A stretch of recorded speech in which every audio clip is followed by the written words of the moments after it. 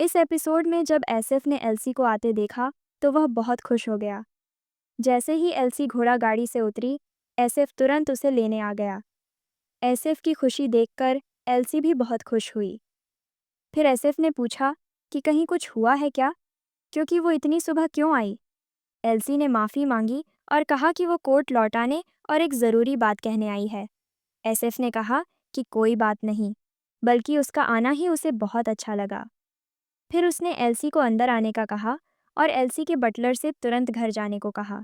Buttler ने मना किया और कहा कि उसे एल्सी की सुरक्षा के लिए भेजा गया है। एल्सी ने माहौल को समझते हुए बटलर को अकेले जाने को कह दिया। बटलर ने सिर हिलाया और चला गया। अंदर जाते हुए एसिफ ने देखा कि एल्सी ने उसका कोट पकड़ा है। उसे समझ आ गया कि एल्सी कोट लौटाने आई है। फिर एसिफ ने एक आइडिया सोचा जिससे एल्सी थोड़ी देर और उसके साथ रुके। उसने एल्सी की तारीफ की और कहा कि उसकी चमकदार ड्रेस उस पर बहुत अच्छी लग रही है। वो बहुत सुंदर लग रही है। फिर उसने पूछा कि क्या वो भूखी है, लेकिन एल्सी ने कहा नहीं, क्योंकि उसने घर से निकलने से पहले ही नाश्ता कर लिया था। ये सुनकर एसेफ ने कहा कि चलो, तब तक घुड़सवारी करते हैं जब तक दोपहर का खाना नहीं होता। असल में उसी सुबह का उसका प्लान था, घुड़सवारी करना। लेकिन एल्सी ने मना किया क्योंकि वो सही कपड़े नहीं पहने थी। एसएफ ने कहा कि चिंता मत करो, मैं तुम्हें साइड से बैठाकर चलाऊंगा। एल्सी ने कहा कि वो कोट लौटाने आई है। उसने कहा कि जो कोच कल इस्तेमाल किया था वो अभी साफ हो रही है, तो वो बाद में बटलर से कोट भिजवा देगी। ये सुनकर एसएफ का चेहरा सख्त हो गया और वो थोड़ी देर के लिए चुप हो गया। फिर उसने एल्सी से कहा कि थोड़ा रुको, मैं कोट रख कर आता हूँ। वो घर के अंदर चला गया और अपने कमरे में जाकर कोट को बेड पर गुस्से से फेंक दिया। उसे गुस्सा था क्योंकि उसे लगा एल्सी उसे बताने आई है कि वो उसके साथ कोर्ट्स नहीं जा पाएगी। फिर उसने टेबल से एक बॉटल उठाई जिसमें जड़ था। वो उसे इस्तेमाल करने की ठान चुका था। बाहर एल्सी अपने मन में ये तय कर चुकी थी कि वो एसएफ से कहेगी कि वो कोर्ट्स नहीं जा सकती। उसे ये फैसला लेना मुश्किल लग रहा था, लेकिन उसे करना था, क्योंकि वो जानती थी कि उसकी किस्मत में एसएफ की पार्टनर बनना नहीं लिखा। दोनों एक खूबसूरत जंगल से घोड़े पर सवार होकर गुजर रहे थे। एल्सी ने कहा, उसे उम्मीद नहीं थी कि जंगल इतना खूबसूरत होगा। उसी पल वो अपनी मिलने की असली वजह बताने ही वाली थी, लेकिन उससे पहले ही एसएफ ने बात काट दी। एसएफ ने कहा कि ताज़ी हवा बहुत अच्छी लग रही है, इसलिए वो थोड़ा तेज़ घुड़सवारी करना चाहता है। जब एल्सी को एहसास हुआ कि एसएफ उसे जंगल के अंदर ले जा रहा है, तो उसे चिंता हुई। लेकिन एसएफ ने कहा उसे ये पसंद है, क्योंकि वहाँ कोई उन्हें डिस्टर्ब नहीं कर सकता। वो और तेज़ घोड़ा दौड़ाने लगा और चुपके से जहर की शीशी निकाली, जो उसने साथ लाई थी। एल्सी को पता भी नहीं चला। एल्सी, जो अनजान थी कि आगे क्या होने वाला है, बोली, शायद हमने रास्ते में जितने फूल देखे उन्हीं की वजह से हवा मीठी लग रही है और माहौल। लेकिन उससे पहले ही एसेफ ने घोड़े को जहर वाले खंजर से मार दिया। जहर से तड़पता घोड़ा उछला और दोनों का बैलेंस बिगड़ गया। वो गिरने लगे, लेकिन गिरने से पहले एसेफ ने एल्सी को पकड़ लिया और अपने शरीर से उसे ढक लिया। जब एल्सी की आंख खुली तो उसने देखा एसेफ दर्द में ज़मीन पर पड़ा है। एसेफ उठने की कोशिश करता है, लेकिन उसके बाएं कंधे में तेज़ दर्द होता है। एल्सी को देख उसके हालात से डर लगने लगा और वो कांपते हुए माफ़ी मांगने लगी। एसेफ ने कहा, ये उसकी गलती नहीं है। घोड़े को तड़पता देख एसेफ ने बताया कि जहर की वजह से ऐसा हो रहा है। उसने कहा, शायद किसी ने उससे बदला लेने के लिए ऐसा किया है। एल्सी ने पूछा, कौन कर सकता है?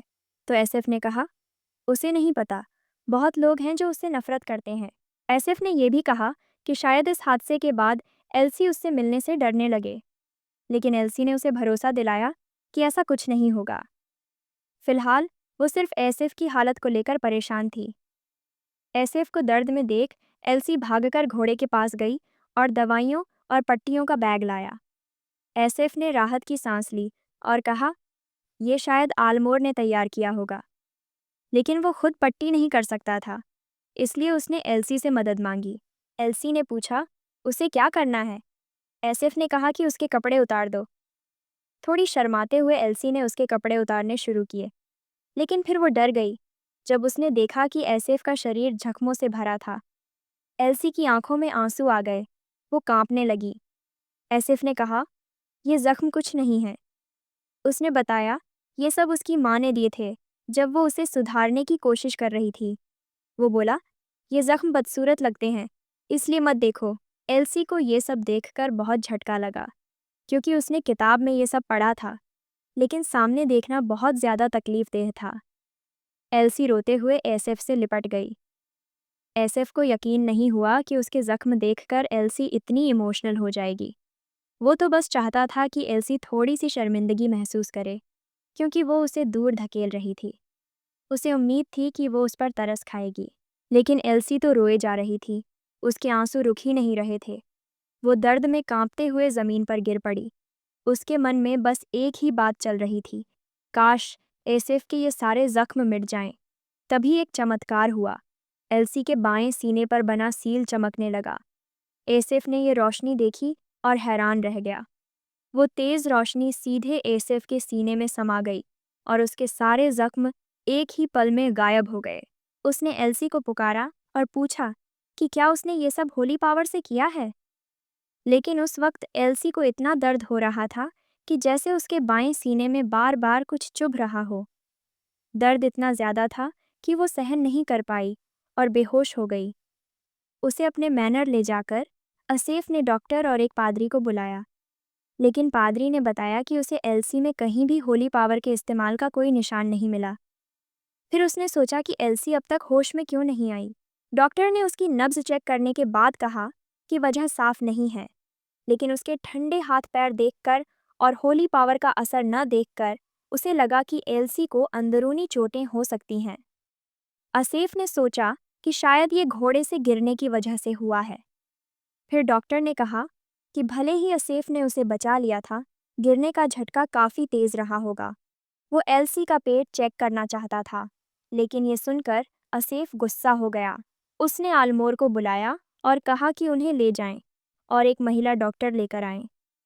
एल्सी को बेहोश और उसके गंदे कपड़े देखकर उसे डॉक्टर की बात याद आई। डॉक्टर ने कहा था कि उसकी बाहरी परत के कपड़े हटा देना चाहिए ताकि वो ठीक से सांस ले सके। डॉक्टर के आने में देर देखकर असेफ ने हिम्मत करके उसके बाहरी कपड़े उतार दिए। जैसे ही उसने कपड़े हटाए और खुद पर काबू रखा, वह राहत की सांस ले ही रहा था कि अचानक आलमोर डॉक्टर के साथ अंदर आ गया। बिना दस्तक दिए आलमोर के यूं आ जाने से असेफ को बहुत गुस्सा आया, लेकिन आलमोर ने कहा कि उसने ये इसलिए किया ताकि एल्सी की नींद न टूटे। असेफ को ये पसंद नहीं आया और उसने उसे फिर ऐसा न करने की चेतावनी दी। थोड़ी देर बाद एल्सी को होश आ गया। ये देखकर असेफ तुरंत उसके पास आया और उसकी तबीयत के बारे में पूछा। असेफ को आते देखकर एल्सी उठने की कोशिश करने लगी और पूछा कि क्या हो रहा है। उसकी हालत को लेकर परेशान होकर असेफ ने डॉक्टर को बुलाया ताकि वो एल्सी की जांच कर सके। डॉक्टर ने चेक करते हुए बताया कि वो ठीक है। एल्सी ने भी कहा कि वो ठीक महसूस कर रही है और फिर असेफ से उसकी हालत पूछी, लेकिन असेफ ने उसे चुप रहने का इशारा किया और डॉक्टर से पूछा कि क्या एल्सी को अंदरूनी चोट या कोई बीमारी है। डॉक्टर ने बताया कि कोई गंभीर चोट नहीं है, लेकिन असेफ जो उसे बेहोश होते देख चुका था, संतुष्ट नहीं था। फिर डॉक्टर ने कहा कि वो अभी बहुत कमज़ोर है, शायद ज़्यादा तनाव की वजह से। उसकी धड़कन भी अनियमित थी, जो अचानक झटके के कारण हो सकता है। डॉक्टर ने जाते वक्त कहा कि वो दवा भेज देगी और वहाँ से चली गई। डॉक्टर के जाते ही एल्सी ने कहा कि उसे कोई दर्द नहीं हो रहा और पूछा कि ये सब क्या हो रहा है। असेफ ने माफ़ी मांगी और कहा कि ये हादसा उसकी वजह से हुआ।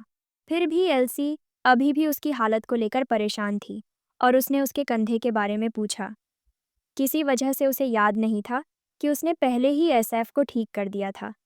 इस मौके का फ़ायदा उठाते हुए एसएफ ने दर्द का नाटक किया ताकि एल्सी उसकी ज़्यादा फिक्र करे। इस हालात में वो चाहता था कि एल्सी को उस पर दया आए और वो कोर्टेस उसके साथ जाने का फैसला बदल दे।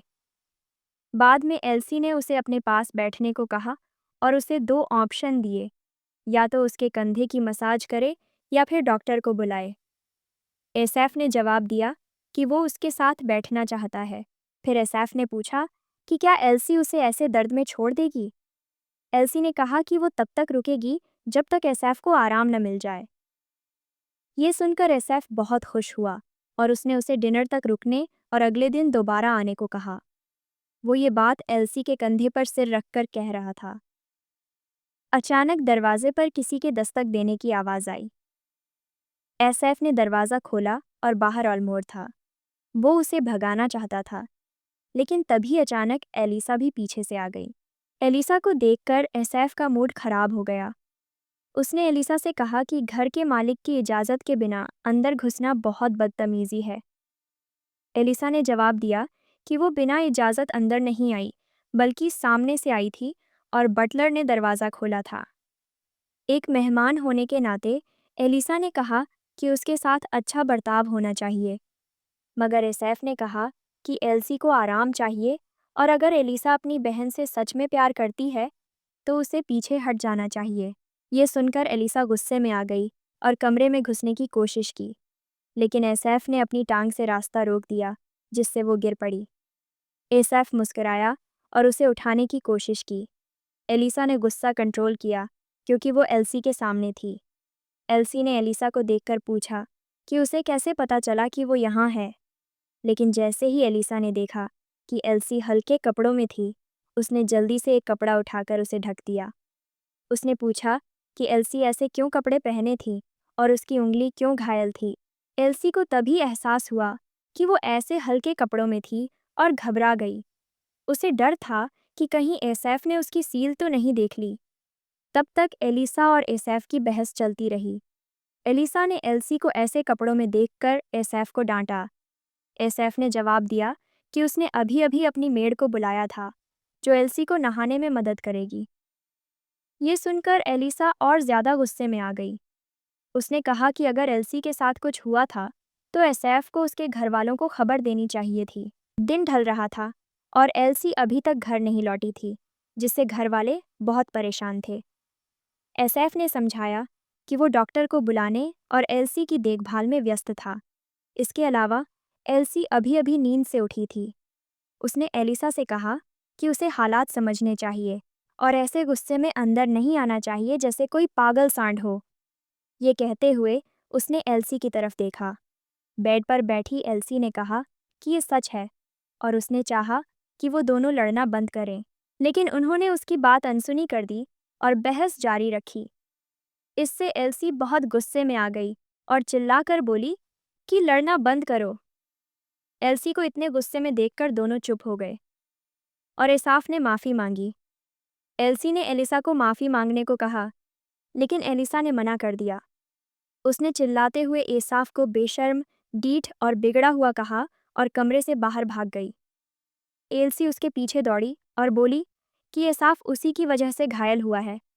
उसने उस दिन घर लौटने का वादा किया था, इसलिए वह चाहती थी कि एलिसा माफ़ी मांगे। एल्सी के वादे की वजह से एलिसा ने अनमने मन से माफ़ी मांगी और चली गई। एसाफ ने एल्सी को खिड़की की तरफ देखते हुए पाया। हालांकि वे उस पल साथ थे, एसाफ समझ नहीं पाया कि उसे इतना बेचैन और असहाय क्यों महसूस हो रहा था। एसाफ को पीला पड़ते देख एल्सी उसकी तरफ बढ़ी, लेकिन उससे पहले ही एसाफ ने अचानक उसे पकड़कर गले लगा लिया। उसने कहा कि वह अपने जज्बातों को उस पल बयान नहीं कर सकता। उसने एल्सी से कहा कि वह डरा हुआ है कि कहीं वह किसी और की न हो जाए। उसने एल्सी से वादा करने को कहा कि वह उसे छोड़कर कभी नहीं जाएगी और हमेशा उसके साथ रहेगी। यह सुनकर एल्सी कुछ कह नहीं पाई। उसे पता था कि भले ही एसाफ बाहर से मजबूत और शांत दिखता हो, लेकिन अंदर से वह टूट चुका और दुखी है। यह सब जानने के बावजूद एल्सी ने तय कर लिया था कि वह उसके साथ कॉर्डेस नहीं जाएगी। लेकिन इससे पहले कि वह कुछ कह पाती, एसाफ चिल्लाया और बोला कि वह चाहता है कि एल्सी उसके साथ कॉर्डेस चले। एसाफ अपने जज्बातों को काबू में नहीं रख पाया और एल्सी से गिड़गिड़ाकर उसे साथ चलने को कहने लगा। एल्सी चुप रही, बस भावुक एसाफ को देखती रही। उसे समझ नहीं आया कि उस पल क्या करे। बाथरूम में एल्सी अब भी उलझन में थी कि उसे क्या करना चाहिए। वह वहां आई थी उसे मना करने, उसके दिल और कॉर्डस पार्टनर बनने के प्रस्ताव दोनों को। एसाफ की प्रतिक्रिया देखकर उसे लगा कि उसकी भावनाएं सच्ची हैं। तभी उसने महसूस किया कि उसकी सील का रंग हल्का पड़ रहा है। उसे लगा शायद ये सील गलती से उसे मिल गई है, इसलिए उसने उसे हटाने की कोशिश की, उम्मीद करते हुए कि वह उतर जाएगी। उधर एसाफ और ऑलमोर अपने दिन के पहले के प्लान्स पर चर्चा कर रहे थे। उसने ऑलमोर से कहा कि अब उन योजनाओं को जारी रखने की ज़रूरत नहीं है और उसे जाकर डिनर तैयार करने को कहा। ऑलमोर एसाफ के फैसले से उलझन में था, लेकिन अनमने मन से मान गया। जैसे ही वह जाने लगा, एसाफ ने उसे फिर से बुलाया और कहा कि योजना जारी रखनी है। ऑलमोर ने उसे उलझन में देखा, समझ नहीं पा रहा था कि एसाफ क्या सोच रहा है। जब एसाफ को एहसास हुआ कि ऑलमोर अब भी वहीं है, उसने गुस्से में कहा कि वो तुरंत चला जाए। कुछ देर बाद एसाफ और एल्सी डिनर पर साथ बैठे थे। एल्सी उसे देख रही थी और सोच रही थी कि क्या एसाफ सच में उससे प्यार करता है या नहीं। उसे लगा शायद इसी वजह से सील की शक्ति कम हो रही है, और अगर वे एक दूसरे के और करीब आएं तो शायद उनका भाग्य बदल जाए और भगवान की सील हमेशा के लिए गायब हो जाए। ये सोचकर उसे लगा कि एसाफ से प्यार करना अब कोई दिक्कत की बात नहीं रही। एसाफ ने एल्सी की ओर देखा और पूछा कि क्या वह कुछ कहना चाहती है। कई बार सोचने के बाद एल्सी ने आखिरकार तय कर लिया कि वह उसके साथ कॉर्डस समारोह में जाएगी। उसने एसाफ की ओर देखा और कहा कि वह उसकी कॉर्डस पार्टनर बनेगी।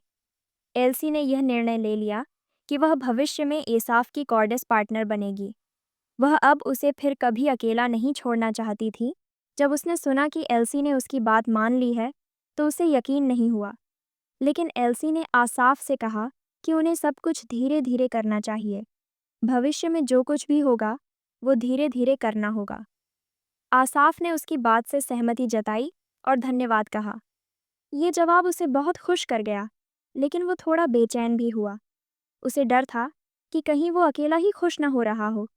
ये सुनकर एल्सी ने उसे भरोसा दिलाने की कोशिश की कि वो भी इस फैसले से खुश है। आसाफ, जो अब वो पा चुका था जो वो चाहता था, मुस्कराया और सोचा, भले ही एल्सी चाहती है कि सब धीरे हो, लेकिन अब वो उसी की है। एल्सी के फैसले ने उसे बहुत खुश कर दिया। उसने एल्सी से कहा कि उसके लिए एक गिफ्ट है जो वो डिनर के बाद दिखाएगा। खाना खत्म करने के बाद उसने एल्सी को कहीं ले गया। जब आसाफ ने कहा कि वो उसे गिफ्ट देना चाहता है, तो एल्सी थोड़ी असहज हुई, क्योंकि वो आसाफ को कोई गिफ्ट नहीं दे सकती थी। आसाफ ने कहा कि चिंता मत करो, अगर वो सच में कुछ देना चाहती है तो भविष्य में दे सकती है। एल्सी ने हामी भरी और वादा किया कि वो भविष्य में उसे गिफ्ट देगी। जब वे अपनी मंजिल पर पहुंचे, तो एल्सी जो उसने देखा उससे हैरान रह गई। उसने एक खूबसूरत घोड़ा देखा। आसाफ ने बताया कि ये एक दुर्लभ नस्ल का घोड़ा है, जिसे सेशन साम्राज्य में हॉल्टीक कहा जाता है। उसने पूछा कि क्या एल्सी को ये घोड़ा पसंद है। एल्सी ने जवाब दिया कि हाँ, बहुत पसंद है। फिर आसाफ ने उसे पास बुलाया। एल्सी घोड़े के पास गई और उसे सहलाने लगी। उसने कहा कि वो घुड़सवारी में बहुत खराब है और उसे चिंता है कि क्या वो ऐसे सुंदर घोड़े पर सवारी कर पाएगी। आसाफ ने जवाब दिया कि उसे चिंता नहीं करनी चाहिए, अगर वो चाहे तो वो उसे सिखाएगा। लेकिन वो अपनी बात पूरी नहीं कर पाया, क्योंकि उसे सुबह की घटना याद आ गई। एक बार फिर उसने एल्सी से उस घटना के लिए माफ़ी मांगी। एल्सी बस मुस्कुरा दी, क्योंकि उस घोड़े का नाम नहीं था। आसाफ चाहता था कि एल्सी उसका नाम रखे। घोड़े का नाम रखा गया असफ। ये सुनकर आसाफ ने चिढ़ाया कि क्या ऐसा इसलिए है ताकि वो हर बार घोड़े को देखकर उसे याद करे। एल्सी ने शर्माते हुए कहा कि उसका ऐसा मतलब नहीं था। जैसे जैसे दिन ढलने लगा, आसाफ ने एल्सी को वापस उसके घर छोड़ा। एल्सी के घर पहुंचने पर आसाफ ने फिर से उसका शुक्रिया अदा किया कि वो उसके साथ जाने के लिए राजी हुई। उस पल में भी वो बेचैन था। डर था कि कहीं वो उसे छोड़ न दे, लेकिन उसने वादा किया कि वो सब धीरे धीरे करेगा और खुद पर काबू रखेगा। आसाफ ने एल्सी के बालों को सहलाते हुए कहा, तो अभी के लिए बस मुझे ये करने दो एल्सी। मुझे लगता है अगर मैं ये नहीं करूँगा तो मेरा दिल फट जाएगा। ये कहकर आसाफ ने उसके माथे पर एक किस किया। आसाफ मुस्कुराया और शर्माई हुई एल्सी को देखा। एल्सी कुछ कहना चाहती थी, लेकिन आसाफ ने उसे रोका और कहा कि वो बस उसकी मुस्कान देखना चाहता है। उस पल में वो कुछ और नहीं सुनना चाहता था, लेकिन एल्सी उस समय सब कुछ कहना चाहती थी जो वो महसूस कर रही थी। दिन ब दिन उसका आसाफ के लिए प्यार बढ़ता जा रहा था और वो हमेशा उसके साथ रहना चाहती थी, भले ही उनके फेटेड पार्टनर का फैसला करने वाला सील अब भी था। वो सील धीरे धीरे फीका पड़ रहा था और उसे उम्मीद थी कि वो पूरी तरह गायब हो जाएगा। लेकिन इससे पहले कि वो कुछ बोल पाती, उन्हें पीछे से उसके पिता की आवाज़ ने चौंका दिया। ड्यूक टिया को देखकर एसएफ ने झुककर उन्हें नमस्ते किया। उसके पिता उनके पास आए और एसएफ से पूछा कि उन्हें तो बताया गया था कि वो छुट्टी पर हैं। ये उम्मीद नहीं थी कि वो उनकी बेटी के साथ इतनी रात को होंगे। एसएफ ने जवाब दिया कि एल्सी ने बताया था कि वो अच्छी राइडर नहीं है, इसलिए वो उसे घुड़सवारी सिखा रहे थे। ड्यूक टिया ने कहा कि ये नामुमकिन है कि उसकी बेटी को राइडिंग नहीं आती, क्योंकि वो बचपन से सीख रही है। उन्होंने एल्सी को देखा, जानते हुए कि उसे एसएफ के लिए गहरी फीलिंग्स हैं, इसलिए वो बात को आगे नहीं बढ़ाना चाहते थे। उन्होंने एसएफ का धन्यवाद किया कि वो उसकी बेटी को सही सलामत घर लेकर आए। ड्यूक टिया ने कहा कि वो उनके इस उपकार का बदला देना चाहते हैं, लेकिन देर हो रही थी, इसलिए उन्होंने वादा किया कि अगली बार अपने घर बुलाएंगे। एसएफ ने समझदारी दिखाई और माफ़ी भी मांगी कि वो एल्सी को इतनी देर से घर लेकर आए, उम्मीद करते हुए कि ड्यूक टिया एल्सी पर ज़्यादा सख्त ना हो। ये सुनकर ड्यूक मुस्कुराए और बोले, बिल्कुल नहीं। फिर उन्होंने एल्सी से कहा कि वो उनके साथ घर चले। ये सुनते ही एल्सी जल्दी से उनके साथ चल दी। जाते समय उसने एसएफ को धन्यवाद कहा कि उन्होंने उसे घर छोड़ा। उन्हें जाते देख एसएफ को समझ आ गया कि वो अब इस सच्चाई को और नहीं छुपा सकता। एल्सी ही वो एकलौती इंसान थी जो उसे उस गंदे और घुटन भरे दुनिया में सांस लेने देती थी। वो उसकी आंखों से टपकते प्यार में खुद को पूरी तरह डुबो देना चाहता था। चलते चलते उसने खुद से वादा किया कि एल्सी सिर्फ उसी की होगी और किसी और की नहीं। उसी वक्त ड्यूक टिया और एल्सी उस घोड़े को देखने लगे जो एसएफ ने गिफ्ट किया था। ड्यूक टिया ने कहा कि ये घोड़ा बहुत ही रेयर है। फिर उन्होंने एल्सी की उंगली पर पट्टी देखी और पूछा कि उसे चोट कैसे लगी। एल्सी ने बताया कि उसने खुद ही गलती से उंगली काट ली थी और वो छुपा रही थी ताकि उसके पापा ना देख लें। एल्सी की हालत देखकर ड्यूक कुछ पल चुप हो गए। फिर उन्होंने एल्सी से कहा कि उनके पास भी उसके लिए एक तोहफा है। उन्होंने अपनी जेब से एक नेकलेस निकाला जो एक होली स्टोन से बना था और जब भी वो अपने फेटेड पार्टनर से मिलेगी उसका रंग बदल जाएगा। उन्होंने सुझाव दिया कि एल्सी को एसएफ से मिलना बंद कर देना चाहिए और अपने सच्चे फेटेड पार्टनर को खोजना चाहिए, इससे पहले कि वो और करीब आ जाए। ये सुनकर एल्सी तुरंत चुप हो गई। वो कुछ कहना चाहती थी, लेकिन उससे पहले ही उसके पिता फिर से बोले। उन्होंने कहा कि वो नहीं चाहते कि एल्सी को लगे कि वो ज़्यादा सख्त हैं। उन्हें पता है कि एसएफ एक स्ट्रॉन्ग और काबिल इंसान है और वो एल्सी के लिए गलत इंसान नहीं है, लेकिन उन्हें डर है कि आखिर में एसएफ ही ज़्यादा चोट खाएगा। इसलिए उन्होंने एल्सी को सलाह दी कि वो उसके लिए ही एसएफ से मिलना बंद कर दे। फिर एल्सी ने अपने पिता से पूछा कि क्या उन्होंने कभी किसी की सील के गायब होने के बारे में सुना है। उनके पिता ने जवाब दिया कि ऐसा होना नामुमकिन है, क्योंकि सील पूर्ण होती है। एल्सी अपने पिता को बताना चाहती थी कि उसकी सील फीकी पड़ रही है, लेकिन वो रुक गई। वो अपने पिता को और परेशान नहीं करना चाहती थी और डर रही थी कि कहीं ये बात आसाफ तक न पहुंच जाए। उसके पिता ने फिर से बात शुरू की और कहा कि अगर ये सिर्फ एक झुकाव है तो वो इंतज़ार करेगा, लेकिन अगर एल्सी आसाफ से मिलती रही तो ये उसके लिए खतरनाक हो सकता है। सील की बीमारी जल्द ही आ जाएगी और वो अपनी बेटी को तकलीफ में नहीं देखना चाहता। एल्सी के पिता कहते हैं कि 2 दिन में राजधानी में कॉर्डेस शुरू होगी और बहुत लोग आएंगे, इसीलिए वह चाहते हैं कि एल्सी उस समय अपने नियति वाले साथी को खोजे।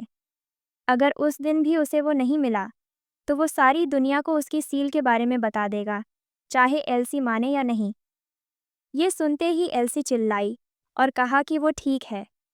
वो रोने लगी और अपने पिता से कहा कि सील की बीमारी हर किसी के लिए अलग होती है। वो बोली कि किसी के दिल को सिर्फ सील से तय करना बहुत क्रूर है। उसने कहा कि वो खुद को बहुत प्यार करती है और उसके जज्बात सच्चे हैं। उसने अपने पिता से थोड़ा और वक्त मांगा।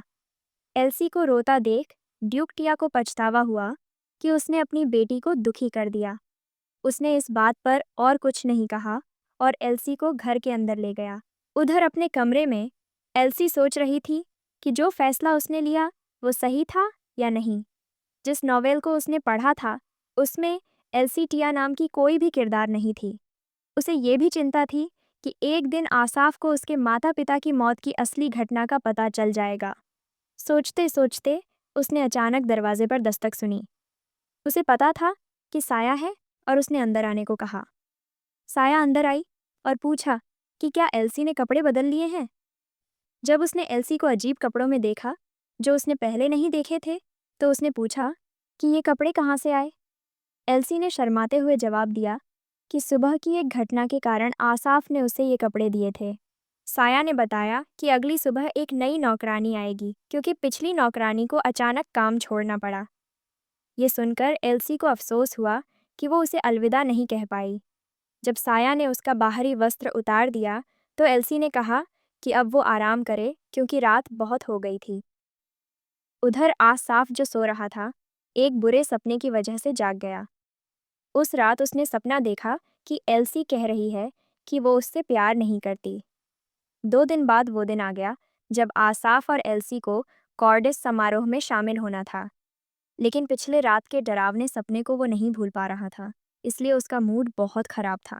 सुबह जब एक नौकरानी उसकी मदद कर रही थी तो उसने गलती से उसकी आस्तीन की बटन लगाते हुए उसकी उंगली चुभो दी। आसाफ चौंक गया और गुस्से में चिल्लाते हुए हाथ पीछे खींच लिया। उसे इतना गुस्सा आया कि नौकरानी डर गई और कांपने लगी। उसने तुरंत माफ़ी मांगी। वहीं मौजूद आलमोर ने नौकरानी को बचाने की कोशिश की।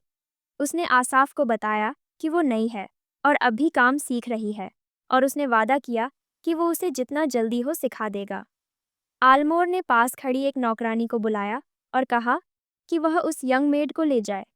फिर आलमोर ने अजीब नज़रों से आसाफ की ओर देखा जो उसके मूड से हैरान था।